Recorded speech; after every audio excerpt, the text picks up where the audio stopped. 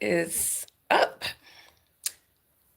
Unplanned live stream. Usually I'm on a little bit earlier than this, but I'm on around 7 o'clock hour. Um, what a busy day. What a busy day.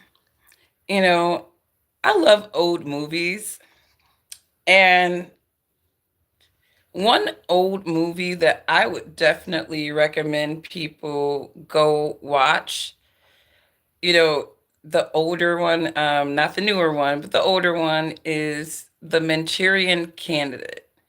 That is a great movie. I mean, and what I've learned is that a lot of times the government and, they kind of tell you different little things in slick ways, through these movies, right? Some of these movies, we're looking at it like, this is just fiction. This isn't real, right?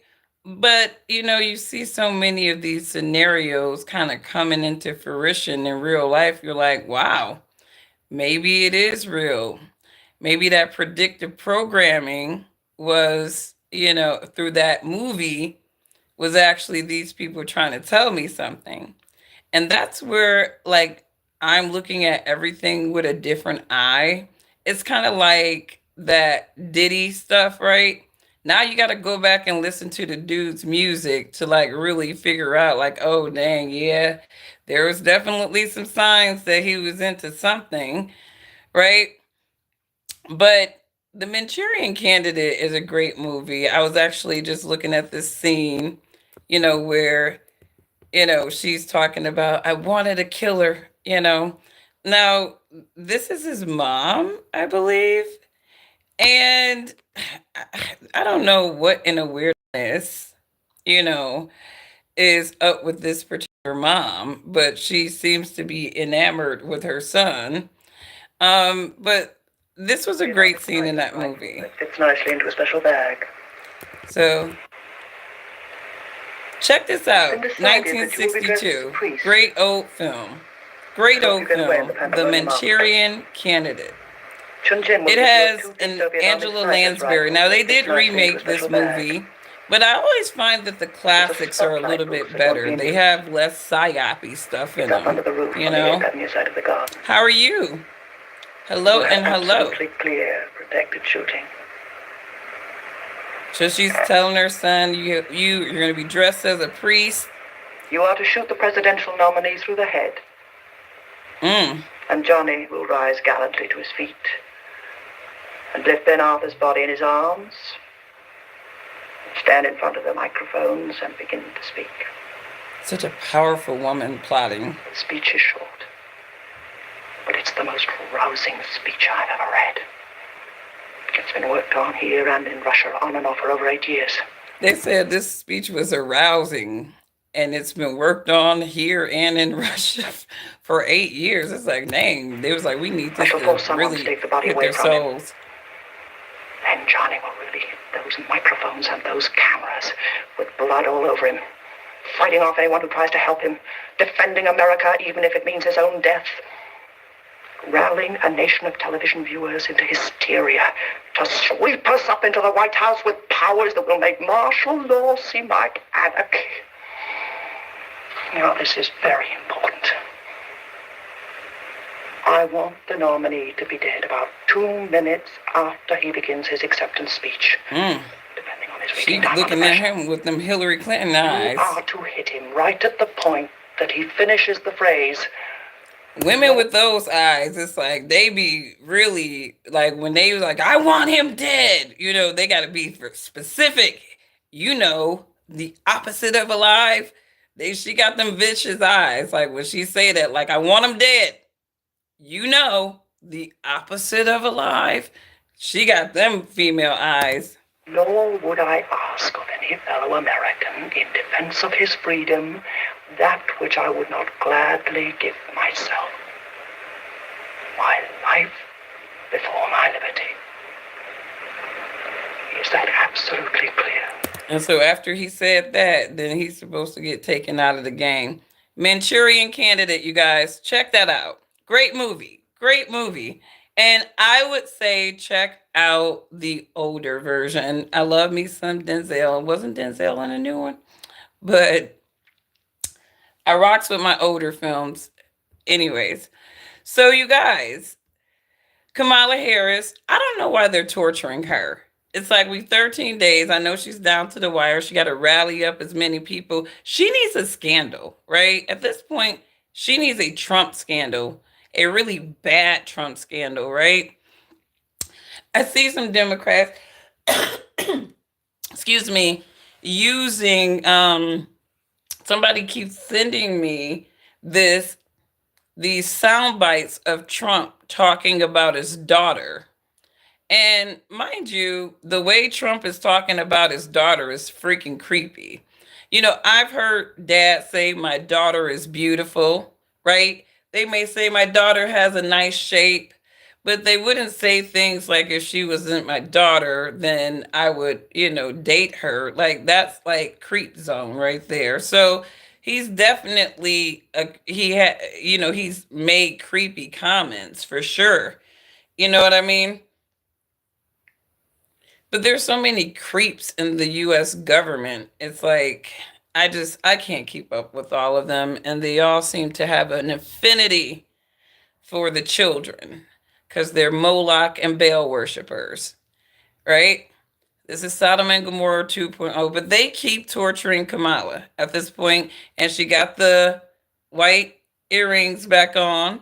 There she got them on again. Shout out to you. She's like, I gotta put my lucky earrings on.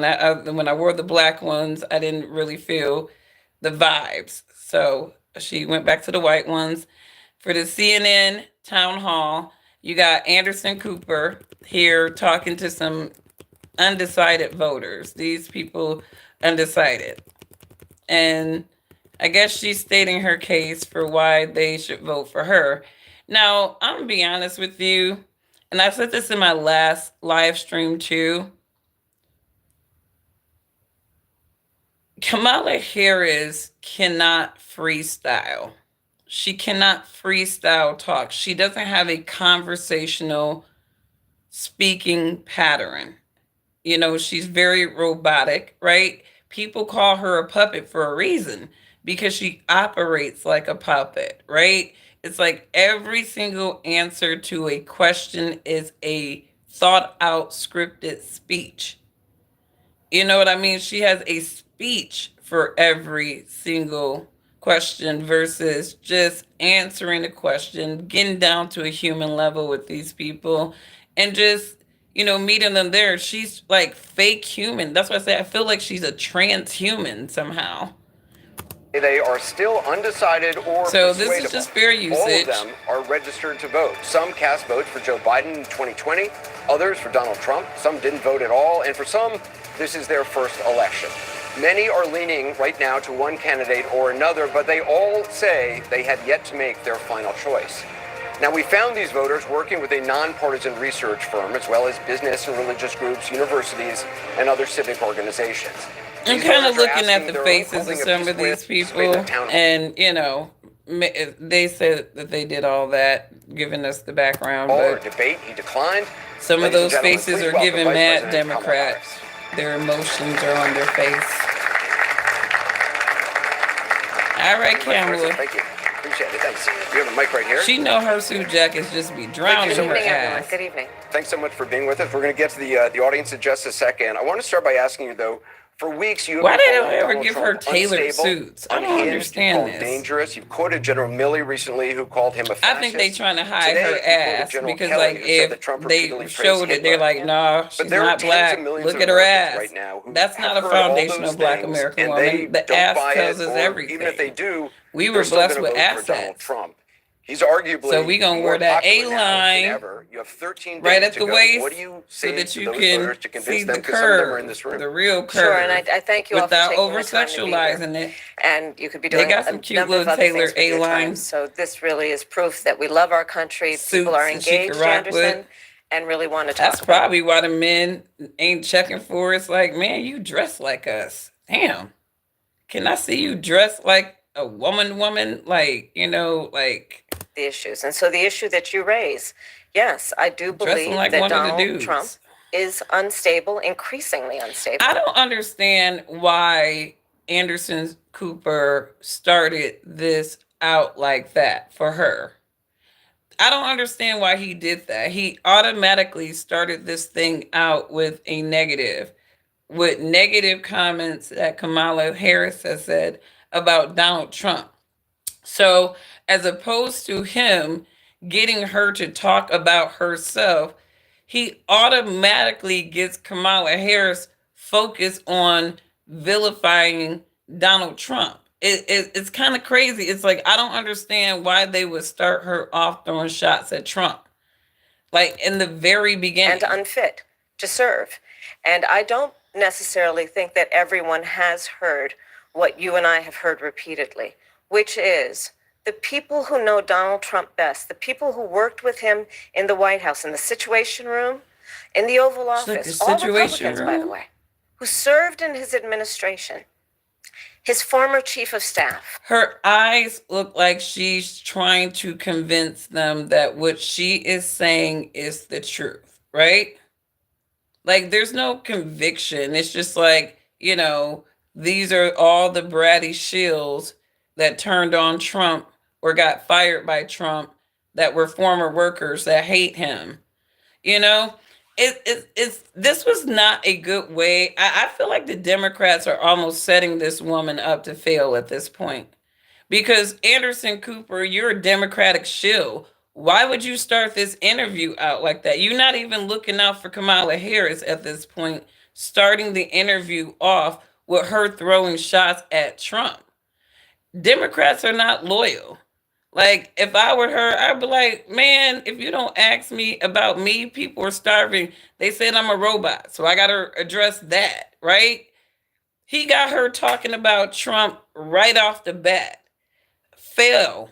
This is CNN. They be always on that slick stuff. Weird slick stuff. They're not even loyal to their own. Isn't that a Democratic news outlet? I don't watch CNN. But I thought that they were for the Democrats. Like, what's going on these days? His national security advisor, former secretaries of Girl, that don't make no damn sense. And then today we learned that John Kelly, a 4-star Marine general, who was his longest serving chief of staff, gave an interview recently in the last 2 weeks of this election, talking about how dangerous Donald Trump is. Okay, man. He worked with him that damn long. Are not going to be there to hold him back. At least before, there were folks who we know what he would say, but they would restrain him. Imagine now Donald Trump in the Oval Office, in the Situation Room. He who has openly admired dictators, said he would be a dictator on day one. The former chairman of the Joint Chiefs of Staff has said he is a fascist to the core. So I think that when the American people reflect, especially those who are undecided, on who you should listen to, don't take my word for it. If he was a fascist to the core, like wouldn't we have had like the fascism and all that dictatorship and that ending of the Constitution in the first term? They act like this is like, I mean, when he would, like, I feel like he would have been going after all those things in the first term, but I didn't see anything overtly against the Constitution that Trump did in his first term. If anything, the Democrats came in with vaccine mandates that had to be shot down by the Supreme Court because they usurped our rights. So when I think about people who don't respect the Constitution, they come to mind. I will never forget those vaccine mandates and how they were punking people. For it. In fact, go online and listen to John Kelly, his voice, talking about what he thinks of Donald Trump 2 weeks before the election. Because I think we all know, to your point, Anderson, it is close, but there are undecided voters who clearly, by being here, have an open mind, want to talk in a way that is grounded in issues and fact, And when they hear these facts, I think it compels a lot of people to be concerned about the future of our country with Donald Trump at the lead. I can't believe that we are over 5 minutes in this interview and her ass has been talking about nothing but Donald Trump. And Anderson just letting her go to town, not interjecting, right? Just, I guess it's like, this is like kind of like one of those character assassination things that they're like, okay, go on Anderson Cooper. He's a shill, right? And he's basically going to help you hold your hand into discrediting Donald Trump. Like, this is what this is giving already for me. A fascist. You yourself have not used that word to describe him. Let me ask you tonight, do you think Donald Trump is a fascist? Yes. Again, second damn question. He is not asking this broad nothing about her. He is asking her to talk about Donald Trump. I do. Yes, I do. And I also believe that the people who know him best on this subject should be trusted. Again, look at their careers. These are not people, with the exception, I think, of only Mike Pence. These were not politicians. These are career people who have served in the highest roles in national security, who have served as generals in our military.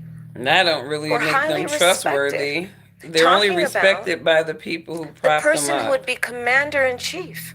Not to mention what we know and what they've told Some us of about these people how in he talks military are about the military. compromised. So let's not. I respect Servicemen the and honorable Referring soldiers, to the them as people suckers that and live by the losers. code of their oath. How he But there are demeans people who are people who have compromised across these taken an agencies oath of to oath, sacrifice their life and we can't be coy for our about that. country.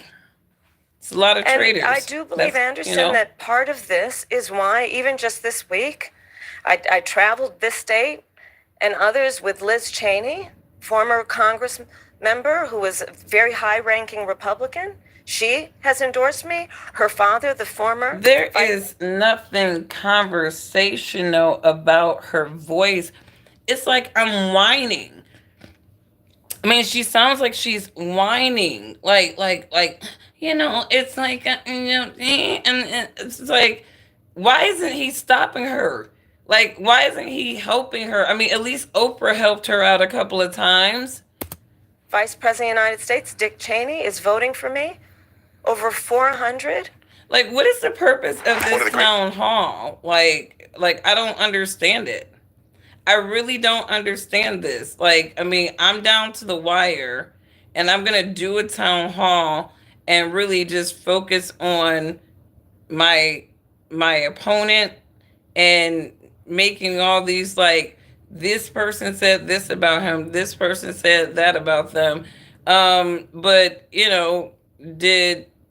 didn't go to war under him.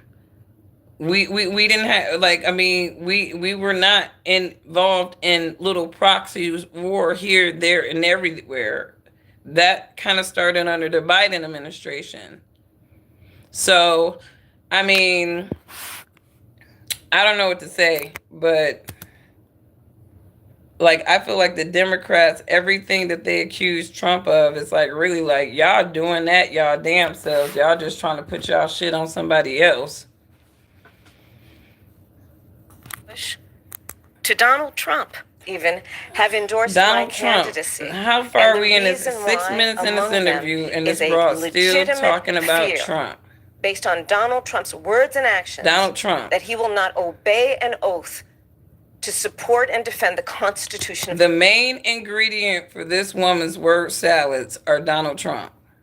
Like that, like the word salad cannot be complete without, like, the Donald Trump, drizzle over it. Like, it just can't. It has to have the drizzle, or it won't. It'll be worse than it already is. He himself has said he would terminate the Constitution of the United States and wants to earn your vote. Did Trump say he was going to terminate the? She keeps saying this. Like, did he say that? Was it in candor? Like, can somebody drop a link to this soundbite? Like, Jesus, I would love to hear it so I can understand the context of what was said, because it's like, I can't imagine Republicans who claim to be constitutionalists would be supporting a candidate that is overtly talking about terminating the dearest document of the land. Like, that doesn't make any sense. Like, if that was something that was on Trump's mind and this is something that he's overtly saying, then it would make Republicans look a little slow voting for somebody who is against your dear Constitution. Vote so, to drop a link. Anybody know that? See that? Hear that soundbite? I would love to hear it. No one standing behind the seal. Oh my God. Oh my God. Here goes the line. This is how you know she's rehearsed. You guys, we did this. Was it last week? What did we do? Nobody deserves to stand behind the seal of the president. Here we go. No one standing behind the seal of the President of the United States of America should be in that position saying they want to terminate the Constitution of the United States. Bro, see, this is how you know she is scripted. This is how you know she is scripted. Like, I had a follower, it's so funny, or not a follower, someone popped in the chat, and they were like, man, I've heard her say this so many times. Because she's scripted. That's not about being disciplined. That's about, I cannot think on my feet. I'm not witty enough to address this question without a big ass word salad and a Martin Luther King type of speech that I've been saying at every freaking rally. I mean, like, every freaking rally she has said this, yo. Matter of fact, there was a montage about it. Like, who did that montage? I mean, hang on. I'll go back to my own damn video, but she has said this line in every rally, and the tone never deviated. Like, it's never ever deviated. Let me see. Was it the, I'm trying to see, which video was this?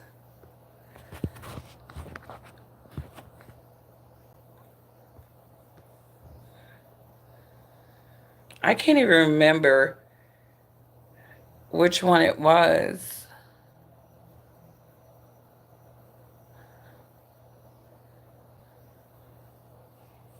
I'm sorry. But bro, she says that line. I'm going to find it. I'll find it, but I'm going to keep moving on while we listen to some of this. But she says this line. Everybody, this is her tagline. The Constitution of the United States. He himself has said he would terminate the Constitution of the United States and wants to earn your vote to stand again behind the seal of the President of the United States. This is a fear tactic to me. I think, like, no one standing behind the seal of the President of the United States of America should be in that position saying they want to terminate the Constitution of the United States. She's a robot, This is you guys. Annalise Keene. She's from Philadelphia. She works as a fundraiser for Habitat for Humanity. She's registered with no party affiliation. She says she's a Democrat. She's leaning toward voting for you, but said she's yet to make her final decision, in part because of the conflict in the Middle East. Annalise? Thank you, and good evening, Madam Vice President. Good evening. My question is, as president, what would you do to ensure not another Palestinian dies due to bombs being funded by U.S. tax dollars? So, word salad, because not a damn thing. They're not going to do a damn thing to help them Palestinians, and they know it. They know it. They haven't. 43,000 of those people are dead. Okay? They're not going to do a damn thing, and it's a damn shame. I will say, and I think this is to your point, far too many innocent Palestinians. We know this already. I just recapped it. And we are now at a place where, with Sinwar's death, I do believe we have an opportunity to end this war, bring the hostages home, bring relief, to the Palestinian people and I ain't trying to be funny, but are them hostages still alive the way they've been carpet bombing them and the Palestinians? Like, I'm just curious. Like, are the hostages still alive? Because the way that Gaza look, I'm like, how the hell is anybody still alive over there? It just looks carpet bomb. Like, it looks like Germany, when at the end of the war, just carpet bombing their asses. work toward a two-state solution where Israel and the Palestinians in equal measure have security, where the Palestinian people have dignity, self-determination, and the safety that they so rightly deserve. What do you say to voters who are thinking about supporting a third-party candidate or staying on the couch, not voting at all because of this issue? Listen, I am not going to deny the strong feelings that people have. I don't know that anyone who has seen the images who would not have strong feelings about what has happened, much less those who have relatives who. Yet your administration keeps sending over weapons packages to kill more people, you know, for the name of global supremacy. So that's just what it is. Who have died. So this is just going to be a word salad. It's a very insensitive word salad because they're not going to do a damn thing to help those people. And we're not even going to pretend like we are. We've been enabling these people dying. So, America, not Americans, have blood on its hands. And been killed. And I know people and have talked with people. So I appreciate that. But I also do know that for many people who care about this issue, they also care about bringing down the price of groceries. They also care about our democracy and not having a president of the United States who admires dictators and is a fascist. They also care about the fact that we need practical, common sense solutions. So basically, she's saying that Americans, as passionate as you guys are about this, right? You still got to think about home and the issues at home, right? And it's so interesting hearing that from a government person who, they just enable so much money to go away from home to help everybody but us, make a statement from a like leader that. who is willing to work across the aisle on behalf of the American people and not themselves. They want a president who cares about a fundamental freedom to make decisions about your own body. Understanding that we're not trying to change anyone's belief, but let's not have the government telling women what to do with their body. Okay, they also care about their taxpayer monies not going overseas to blow up 6, 7, 2-year-olds, babies, maiming them, killing them. They don't want their taxpayer money going to that either, right? These disgusting satanic things. They don't want their money supporting that.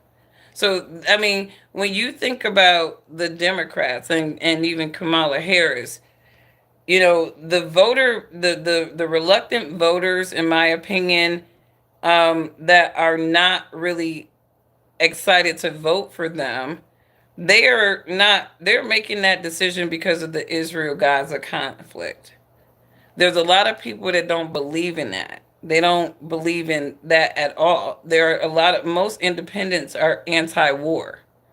So it's one thing when you are anti-war and there's actual real, combat, fair combat going on. But from a lot of people's perspective, I don't see a war happening when Gazans don't have a military. This Hamas little group or whatever, they're like some revolt group that acts as a damn military almost because the people don't got one, right? And they don't have the access nearly to the resources that Israel has. So this is not a war in my eyes. I see a slaughter. I see a satanic slaughter.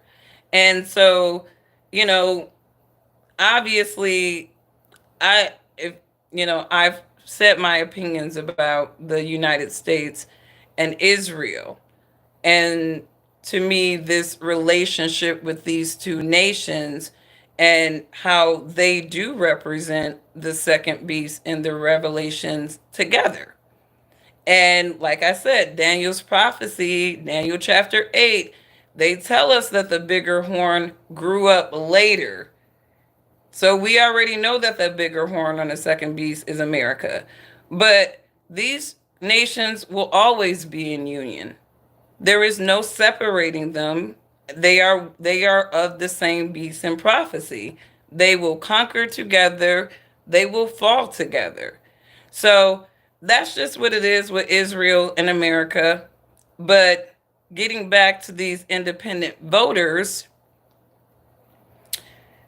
you know, they don't want to see it. Like, they don't see a justification in the murders and the massacre that we have seen. And the entire international community is not on board with what is going on over there. And there is no diplomacy. They're talking about hostages. And my thing is, how the hell do you know if those people are still alive? If y'all just out there just nuking people, carpet bombing people indiscriminately. So, you know, people keep asking me about what are my thoughts about Israel and Palestine, and I think what's going over there is pretty satanic, right? But what will be, and I think that pretty soon, I think more divine players in life are going to kind of get involved with this. So I'm not worried about the affairs of men like that. But it is very disturbing nonetheless because I do exist on this earth. I just can't wait until it gets destroyed. I pray for Armageddon. But, anyways, you guys, back to Kamala. I want you to meet Beth Sandberg. She's a realtor, a mom of four from Bala Cynwyd, Pennsylvania. She's a registered Democrat. Says she's undecided because of concerns about anti-Semitism. Beth? Hi, thank you for being here. Thank you, Beth. for remembering we need to bring the hostages home. Of course. Okay, I don't even want to hear Beth's question because, like, the Democrats are the party of all the Semites or the so-called Semites. So I don't really understand. I don't even want to hear this question. So that we can actually. I don't. We need to talk about anti-blackness. That's the only anti I care about because unlike these people screaming anti-Semitic, y'all got a hell of a lot of advantage. Some of y'all people in this nation, mine don't.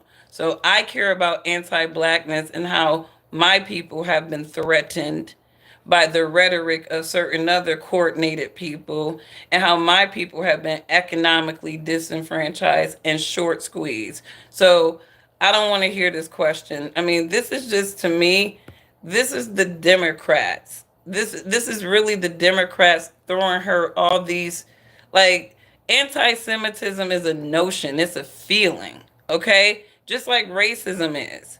That's exactly what it is. If somebody say, I don't like you because you're black, guess what I'm going to say? I don't give a... Just stay out of my face, my lane, and my business, and you can keep feeling that way.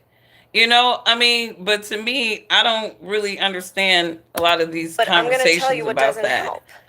Black Again, people are the most disenfranchised and attacked people in the world. John Kelly, and we're not going to share that spot with anybody else. Of Donald Trump, who has told us, Donald Trump said, why aren't my generals like those of Hitler's? Like Hitler. Okay, this is just fear tactic stuff to me. The Democrats act like fucking Nazis. I believe that Donald Trump is dangerous. All of them act like Nazis, but the Democrats absolutely act like Nazis. I've seen Democrats in the last 4 years act like Nazis more than I've ever seen a Republican administration just try to strong arm American people. And if the President of the United States, the Commander-in-Chief, is saying to his generals, in essence, why can't you be more like Hitler's generals, Anderson? Come on. This is a scary... I mean, this is so sad to me. I don't know what the fuck. Who told her to do this? Like, I mean, this is just not helpful for her at all. it looks almost like psychotic to me. I mean, it just looks psychotic to me. And I feel like that anti Semite little concern was just really a segue into this diatribe about Donald Trump talking about he wanted his generals to be Hitler. So these are all teed up for a response. I can kind of see this as a sham. Serious These people are issue. not as And we random as know they're probably telling us, because who it he seems like is. she has a speech for every single question that is being asked. He admires dictators, sending love letters So, back because and they forth. needed to plug the Hitler thing in there, because there's a lot of Jewish people who are actually voting for Trump because they may not think that he is Hitler, or maybe they just give a fuck about their money and they not with these little taxation games and all these short squeezings of their money. There's a lot of Jewish people voting for Trump, right? But she got to narrate him as Hitler, right? So that she can put the fear in the Jews. You know, they got a fear strategy for everybody. Even they got one for the poor innocent Jews, right? There's a lot of Jews that they can play just like they play black people, and they be eating it up all the time, po babies, too, right? Because they don't know no better. They just know that anti-Semitism is a threat, just like black people know that the racism and white supremacy, that's our threat, right? So this is what we're taught, right? This is what we are taught, right? So they even got the anti-Semitism card to scare the Jews. You know, it's sad. Forth It's with Kim sad. Jong Un. Like Talks Nazis, guys. Like, how many Jewish people are here? Yeah, he's like Hitler. He just, and then they'll just start leveraging the Holocaust just to scare them po babies. I feel bad for some Jewish people too, just like I feel bad for black people. They gonna leverage our past to keep us scared in the present, y'all. They gonna leverage the past to keep us scared in the present. talks It about don't even the matter what president color of you Russia, and are. then most They got a recently the card for your reports are that ass. in the height of COVID, when most Americans could not get their hands on a COVID test, Americans were dying by the hundreds a Oh day. Lord. He secretly sent COVID tests Well, it wasn't a damn secret if you know about it, Kamala. to the president of Russia for his personal use. You know what we were also sending to Russia? Oil business. Did you guys know that? We were also sending oil business to Russia. So I don't understand why she keeps bringing that up. Like, we were bribing Russia with oil business. So who cares if he's sending them COVID tests? And I don't know anybody that was starving for him like that. So again, this election in 13 days is presenting the American people with a very significant decision. And on the one side, on this issue of who is going to model what it means to use the bully pulpit of the President of the United States in a manner that in tone, word, and deed is about lifting up our discourse, fighting against hate, as opposed to fanning the flames of hate, which Donald Trump does consistently. I'm going to tell you, we are an incredible country, and we love our country. Y'all wouldn't be here unless we love our country. And there are certain things where we've just got. Well, if you love the country so much, Borders are Kamala, how we get 16 to 20 million human liabilities up in here? And we got a $35 trillion debt looking at us. We got trade deficits. I guess I'm just trying to figure out, like, how can we afford these human liabilities got to come together if you love the country so much? and realize that we do believe in the importance of healthy debate on real issues, but there are certain standards we've got to have.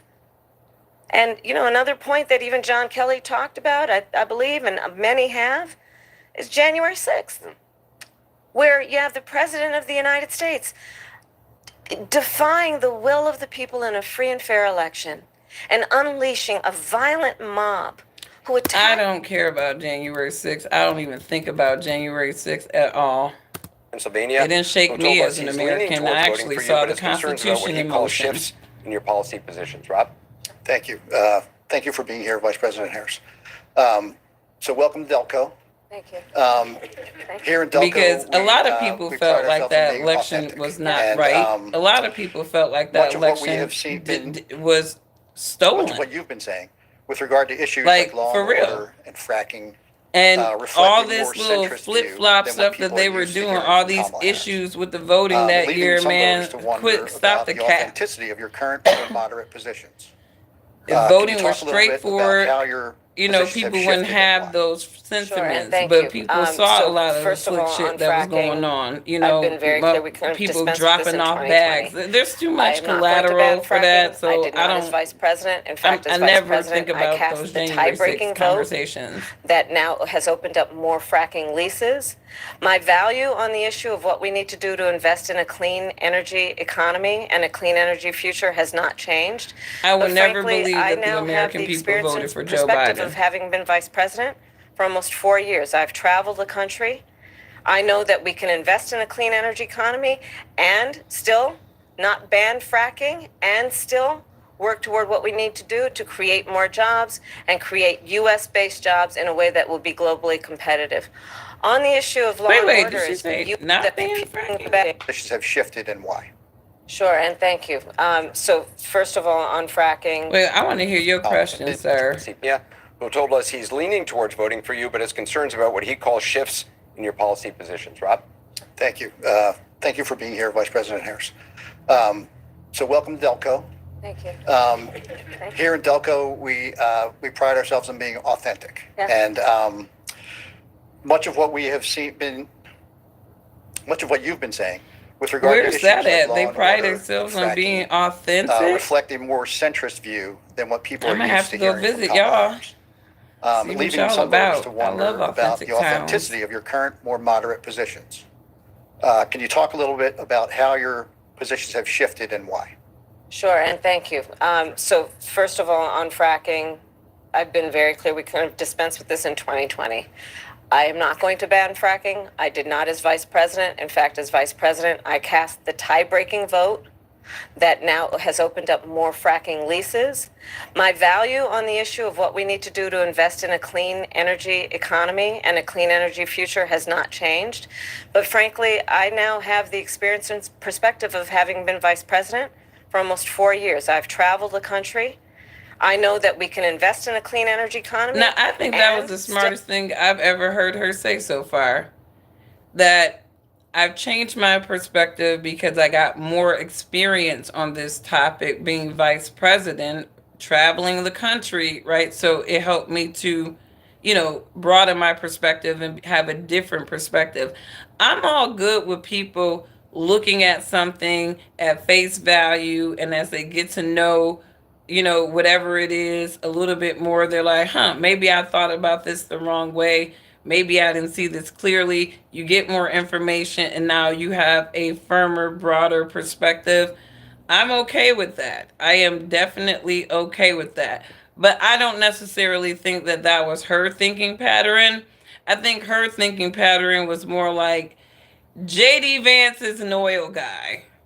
And I need to be talking to the people that he's able to resonate with, right? So I think that's basically what this is. They got to get into the fracking because JD Vance would run circles around her on that conversation alone. So they got to touch it. Still, I think these questions not are all ban set up fracking and to still address work toward what we Trump's need to strong do points. I really do. to create more jobs By making him and look create weaker. US-based jobs in a way that will be globally competitive. On the issue of law and order, as you mentioned, I think there's just a whole lot of misinformation, to be honest with you. I have personally prosecuted very serious crime. Lots of black men, about 1,500 of them to be indiscriminately correct, according to some of these people and their stories, and Tulsi Gabbard, right? So she knows all about it. It's how I started my career. I spent most of my career as a prosecutor, not in Washington, D.C. And as my first priority had and remains as a first priority to me, the safety of the American people. So that has not changed. And sadly, I think that there's a bit of misinformation, if not more than a bit. But I'm glad that you raised the subject so that I can address it. But just if you don't mind, just let me just finish. Because I think the spirit of your question is really important, and I'm glad you raised it. Our country deserves to have a president of the United States who is not afraid of good ideas and does not stand on pride. If a perspective needs to... He didn't ask you for no damn speech. He did not ask her for a damn speech. He was just like, hey, tell us about, your positions on crime, right? And I feel like she answered the question, right? And they were getting ready to move on, should have happened. And she's like, no. I got a speech. The earpiece is talking. The earpiece told her that she needed to give a speech. Does not stand on pride. If a perspective needs to be informed by different points of view to build consensus and to have a common sense approach. And I'm never going to shy away from good ideas. Okay, and I'm not going to feel the need to have pride associate with a position that I've taken when the important thing is to build consensus to fix problems. I believe in fixing problems. I love fixing problems. And so I pledge to you to be a president who not only works for all Americans, but works on getting stuff done. Well, start with answering the damn question, because this is a word toss salad. This is not even a word salad. This is a salad buffet. What she just did, I couldn't even get to the point A to point B, because he really was just asking her about crime or just the safety, you know what I mean? And I feel like she just went all around the merry-go-round. And just so, I'm just clear, if you're trying to change voters' minds, right? That question was a perfect setup for her to deny that she locked up all those damn black men, right? That was a perfect, if they gonna give her these layups anyways, right? She should have been, whoever was in her earpiece should have been in her ear saying, and by the way, because she's talking about there's been a lot of misinformation. Well, if that is not true, if that's misinformation that you did not disproportionately lock up black men, then why don't you kind of put that out there as like being one of those misinformation facts that's not true? Because aren't you trying to get these black males to come over to you, right? And if that was not true, if that's not a record that you stand on, wouldn't you be just correcting that little misinformation all the time, any opportunity you get? This was a layup question. And I don't even know where the hell she went from A to B, but in between all of that, I'm like, you could have plugged in that you didn't lock up black men disproportionately, right? If you stand on the fact that you didn't, this tells me that she did. She did. She's not denying it. And she hasn't denied it. She'll talk about all this other word tossy stuff, but she will never deny the fact that she did that. To get stuff done. And I pledge to you I will do that. Just to be clear, though, what he's referring to, and you point out... And he said, just to be clear what he's referring to, because he's trying to get her out of the salad buffet and back to the point. For vice president in 2020, you were not talking about banning fracking, but... No, Anderson, I pledged that I would not ban fracking. Right, I know. You said you would not ban fracking. Correct. You had said in the 2019 town hall, there's no question I'm in favor of banning fracking. In 2017, you talked about Medicare for all. You talked about 2019, you raised a hand in debate about if border crossings should be decriminalized. Are all of those issues, which those are not your positions now, are all those issues... Those are her positions. When it comes to border crossings being decriminalized, those are absolutely her positions. The proof is in the pudding, based off of all these criminal ass people who have illegally came over and crossed the border since her and Joe Biden has been in office. They truly believe that. They can fluff around and lie about the fact that they don't all you want to. You can, what you say and what you do are not the same damn thing. You could say, no, I don't believe that until the cows come home, and then behind closed doors, you totally believe that because you need that for whatever agenda some of your people are on. that you're saying through consensus and getting stuff done, you have evolved on? Well, no, let's take, for example, the issue of Medicare. My point has always been that access to health care should not just be a privilege of those who can afford it. It should be a right for all people. So that is why I have worked on doing what we have done to, one, allow Medicare to negotiate against the big pharmaceutical companies to bring down the cost of prescription medication. We've achieved that in terms of capping the cost of insulin for seniors at $35 a month, capping the cost of annual prescriptions at $2,000 a year for seniors. But my plan moving forward, based on that very principle that I've always had, is as president, to have that cap be for everyone and not just for our seniors. The work that I have done that has been about recognizing the importance of dealing with border security, that has never changed. As I said, I have prosecuted transnational criminal organizations. That I did for years before I ever ran in 2019. I mean, you did raise your hand saying in a debate when asked if border crossing should be decriminalized, but obviously that is not your position. I never intended, nor will I ever allow America to have a border that is not secure. I believe we need. Liar. All right, so that's not true. You lied. Like, if I were her, I'd just stay away from the border questions altogether. Like, that's patently not true. It's just not true. We don't have. You're clear it's on not that. safe. Do you think it is bad for the environment, though? I think that we have proven that we can invest in a clean energy economy. We can mitigate greenhouse gas emissions. We can work on and sustaining what we need to do to protect this beautiful earth of ours and not ban fracking. Time is short, so I want to get some more voters in. Tanisha Spall from Lansdowne, Pennsylvania. She works as an education administration manager for the Pennsylvania Department of Corrections. Registered Democrat who says she's leaning towards supporting you, has yet to make her final decision. Tanisha, welcome. All of these are Anderson. Democrats. Thank you, Madam Vice President, for dude, joining us this evening. these are not swing voters, man. These are not swing voters. I mean, they can say whatever they want. Like I said in the beginning of this video, I just did a scan of the audience.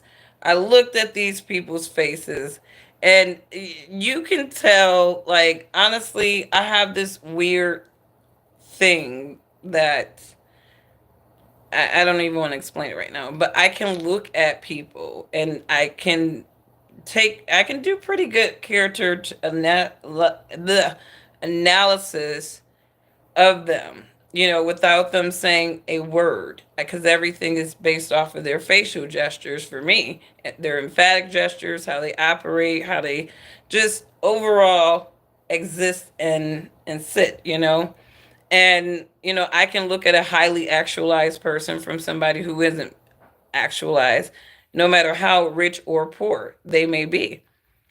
But I appreciate that you did acknowledge that we are a country that is faced with problems and issues. They just With the got a Supreme whole bunch Court of being Democrats plagued and with told them, issues, hey, would be you be in independent favor and of undecided. expanding the court to say So 12?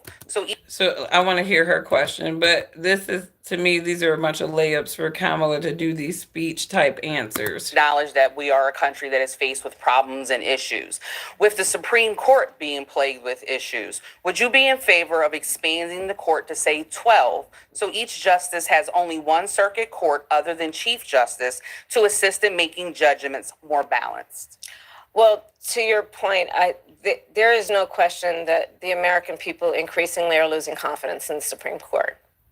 And in large part because of the behavior of certain members of that court and because of certain rulings, including the Dobbs decision and taking away a precedent that had been in place for 50 years, protecting a woman's right to make decisions about her own body.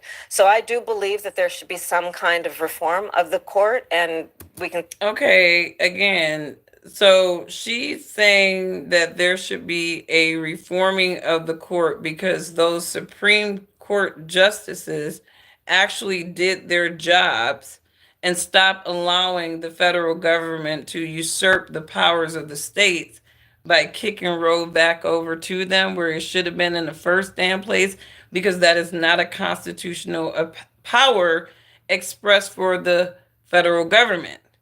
But again, people, read the Constitution, understand what it is saying, right? To me, the document is very clear. And the reason why the government, some of the people, I won't say everybody in the federal government, but there's many people in the federal government that truly do misinterpret the Constitution because they want the modern American lemming who just don't want to read the freaking Constitution to believe that the federal government has like this total power, and it doesn't. You always want your state to maintain their sovereign powers because that is what will protect you, at least within that particular union state. Because when the federal government starts dropping unconstitutional vaccine mandates on us and strong arming companies and shit like that, and they got to get turned down by the Supreme Court, that's when state powers matter because there were a lot of Democratic states who were punking their people into doing that, right? Whereas you had a lot of Republican states, they were like, we're not going to punk our people. This is going to be their choice. They felt like it was not their constitutional or governmental right to tell those people what to do with their bodies. And the same people talking about my body, my choice, you did not have that energy when it came to an emergency usage solution. So shut the hell up. We can study what that actually looks like. But I do believe, but again, let's just, while you raise the point of the court, understand that, again, in 13 days, the American people will decide who is the next president of the United States. In 13 days, you will decide who is sitting in the Oval Office on January 20th. And on one hand, you have in Donald Trump someone who has increasingly proved himself to be unstable, and who, as we have established and the people close to him have established, he is unfit to serve. Somebody who, on January 20th, you can be sure, will spend full time, like we know, and we've seen the image mentally of him sitting in the dining room off of the Oval Office, watching for hours as people violently attack the Capitol. You can be sure, because he has said he would weaponize the Department of Justice to go after his political enemies. But they did that to him. I mean, I don't understand. Like, this is like mental illness. I'm really feeling like there's something like psyopy going on here. Like, how is it that the Democrats have literally weaponized the justice system against Donald Trump on so many levels, right? He paid off a side chick, get his ass, right? All kinds of weird stuff. Fraud case. Deutsche Bank, you're a victim. Deutsche Bank, no, I'm not. Yes, you are. We trying to take Trump down. Today, Deutsche Bank, you are a motherfucking victim, right? And Deutsche Bank, like, dude, he paid us the loan back with interest. Like, we were going to approve the loan whether or not Mar-a-Lago was appraised the right way or not, because we had 21 other transactions with this dude. It was a trusted business relationship. We were definitely not going to be using the conventional underwriting, requirements for this particular loan because it was Donald Trump. And we did previous business with this dude. And the federal government was like, nah, but he lied to y'all. And that was kind of victimizing y'all. So we going to go after him for that for y'all. Like, it was just crazy. They weaponized the justice system. So for her to even be using these words, I'm like, these people are good with like throwing rocks, hiding their hands, and then putting their shit on other people. Like, everything that she's talking about, we as the American people have seen the Democrats do. They are the masters of weaponizing shit, coordinating and weaponizing shit. So this is bad to me because it's like, to me, it's like a teapot calling the kettle black. Oval Office, plotting his And revenge. she ain't even He black. has talked about The the teapot enemies blacker than within. her ass. We haven't even raised that Crazy. subject, Anderson. The enemies within. He's talking about the American people. He's talking about journalists, judges, nonpartisan election officials. A lot of them are corrupt, so he could be talking about the About corrupt how we ones. can impact the American people and lift up the American people and address some of the challenges that we continue to face. So, Vice President Kamala Harris, thank you very much. thank you. That was awful. And honestly, you guys, I went through that whole thing with you. We all went through this together. I didn't go through the whole thing. I skipped through, but we endured that together. My thoughts, this is a setup. Like this was just a setup. It was like we're gonna get a bunch of fake independents, ask her these layup questions so that she can go to town talking about Donald Trump. This is like cringe for me. And I feel bad for Kamala Harris that, again, they're trying to help her to go the distance, but you know, this is bad. Like, I mean, she did nothing but talk about Donald Trump the entire time. And, a lot of people are like, let's get into you, who you are. But I think some of these people, like I said, check out the Manchurian Candidate. Check out the Manchurian Candidate if you haven't seen it. I was recommending the one in 1962 with Angela, is it Lansbury? Ansbury? I love the Murder She Wrote chick. But yeah, that was a good movie. And a lot of when you kind of look at some of these movies, like I said, if you go back and look at these old movies, you start to see them with a different eye. And you start to see the predictive programming that really has been there the entire time. And so I don't put anything past anybody. I'm keeping my prayers up. I'm keeping my prayers up. This is almost over. This is almost over.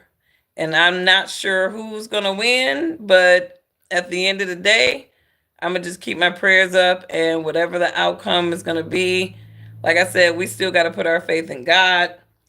I don't think any of these people are going to be some superhero, right? I'm just Super Saiyan, right? No Goku. But yeah, I don't, I don't really like, I just want the witching over. And I want Kamala to get, like, either she wins or she lose. Somebody stop the pain. Stop the pain. This woman is just, I feel like inside she is suffering.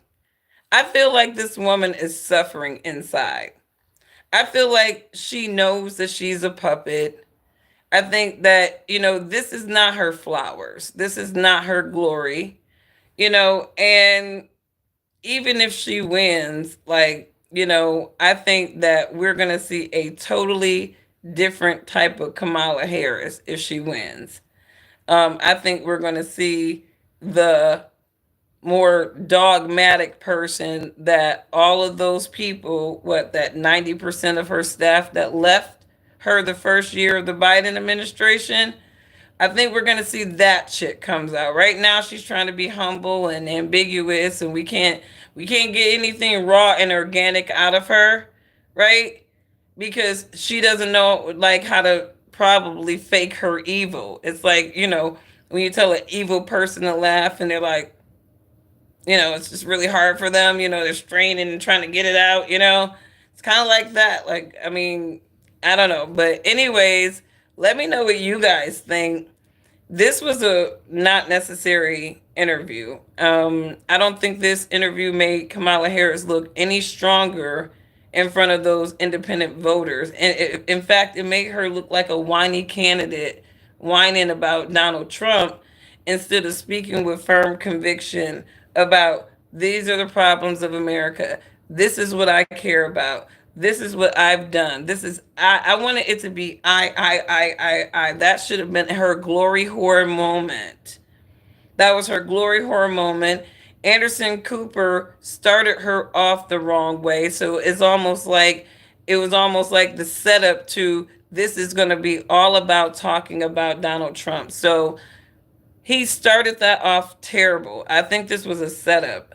I don't think the Democrats like her anymore, so they don't really give. I don't feel like they care how they set her up. They go like, okay, your next engagement is, you're gonna go on a View again, and you guys are gonna talk about Donald Trump for 45 minutes, and you know try to get Joy to say that she's scared about Trump possibly being president again and locking up everybody that didn't vote for him, because that is a scare tactic of some of these people, right? And then, these are bogus speaking engagements at this point. She should have did that Bloomberg. If I were Kamala Harris, you got 13 days left, right? I would see if I can jump back on and see if Bloomberg, Economic Club of Chicago, if they could somehow extend that invitation to you. I know it'd be short notice. Everybody's busy, but it would be a good idea if she actually did that Bloomberg interview like Trump did. And he's gonna be nicer to him than he was, or not him, but her, than he was to Trump, because obviously he didn't care for Trump. It didn't seem like he liked Donald Trump at all. Donald Trump said that he walked in and he was hoodwinked, right? But if the certain individuals, out there, especially on Wall Street, if they are favorable to Kamala Harris, right? They should be trying to push her to, they should try to prep her as quickly as they possibly can to just jump on that Bloomberg interview. They extended the invitation to her as well. I think she should do it. Don't do no more Anderson Cooper. Don't do no more news reporters. These people are hurting her. She really does need to interview with business people, the business crowd. Like, these reporters ain't it, because they're just gonna keep setting her up to look really weird as hell, and she's just gonna be just saying any old fucking thing. That one thing, I'm like, how do we get from point A to point B? Like, and then we got into the speech. It's just so perplexing sometimes, because it's like some things that are asked could be answered in like 30 seconds with a very powerful word choice, and they're not prepping her with the powerful word choices. They are giving her the emotional appeal stuff. And I think people really, are a lot more logical than these Democrats sometimes lead on. Everybody's not as passionately ignorant as you guys are. But, anyways, guys, this has been over an hour. Thank you for hanging out. Who are you voting for? I'm going to say it all the time. None of your damn business. Keep your voting choices to yourself. Don't ask nobody else about theirs. Just go do what you need to do and worry about that. I don't endorse any candidates over here. I like to stay politically neutral. And I based and my voting decisions have always been based on economics, and that's just my thing. I care about the economy. I am in financial services, so of course I care about the economy. So vote based off of whatever decision that works align with your ambitions or your household, and just keep it to your damn self. But anyways, you guys, love your neighbor as yourself. If you would not abuse or disrespect yourself, do not abuse and disrespect your neighbor. I think Trump is going to win this election, though. I do think Trump is going to win this election. I think, like I said, Kamala Harris was a card to play. They tried. And, I think they were really hoping that they could take Trump out of the game where it wouldn't really get to this point. But it seemed like nothing that they did could really sway the election. And even with these Democrats, oh, so you're going to vote for a felon? You're going to vote for a felon? Y'all have to coordinate and tag him with all them felony charges just to give him the label as a felony. Before, y'all wasn't even checking for none of that stuff that y'all tried to tag him on. So for me, the coordination was very obvious. And people didn't even care about the felony after they saw the blatant coordination and weaponization of the justice system. And I don't think these people really process that. Some people will trust a felon before they trust some of you demons. Sometimes you're in better company with a felon than a double talking demon. So I don't run around judging folks if they can make sense. They had their penance, they learned their lesson in life. But in that case, like Stormy Daniels, he paid off a side chick. Come on now. I don't care about her, right? I don't care about no Stormy Daniels, right? I mean, outside of the fact that she's a whore, I don't care about the fact that, Trump paid her off. That was her thing, whatever, you know? But we will see. We will see. My sister said Candace Owens is out here exposing people. I got to see what Candace is talking about. I got to check into Candace Owens sparsely because, like I said, I don't like the way she was leveraged to talk crap about the black community. So she doesn't get brownie points over here. Sorry if you're in love with her, I'm not. But she does come with some boldness to speak on things that a lot of people do not speak on. They're afraid to speak on, but I don't think that her articulation is the best. And I don't think her intent is always the best either. And I don't even think her understanding is really clear sometimes. And she does have her own little agenda when it comes to certain things. Like I said, the whole Kamala's not black.